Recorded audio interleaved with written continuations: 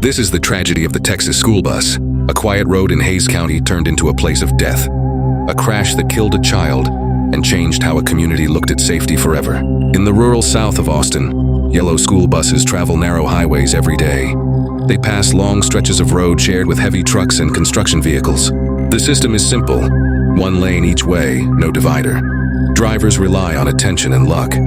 For years, residents had warned that these roads were dangerous, but nothing changed. On March 22, 2024, a field trip for young students of Hays Consolidated School District was ending. The children were 5 and 6 years old. The bus was heading home after a visit to the zoo. At around 2 in the afternoon, a cement truck approached from the opposite direction. Dashcam footage later released by police shows the truck drifting slowly across the center line. There was no sign of braking, no attempt to swerve back. The school bus driver tried to avoid it, but there was no time. The truck hit the front of the bus head-on. Metal collapsed. The bus rolled onto its side. Windows shattered, screams filled the air.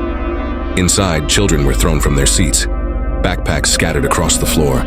When the sound stopped, smoke began to rise. A 5-year-old child died instantly.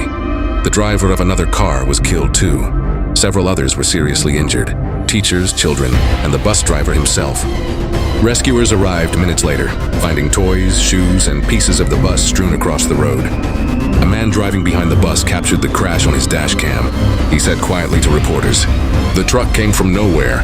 It crossed the line and hit them so fast you could see it, but you couldn't do anything." His voice trembled when he described the sound. A single deep impact that ended everything.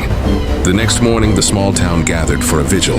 Parents held candles outside the elementary school. Teachers stood in silence. The yellow bus that once carried laughter was now covered with flowers. The footage spread quickly online. Viewers saw every second of the crash.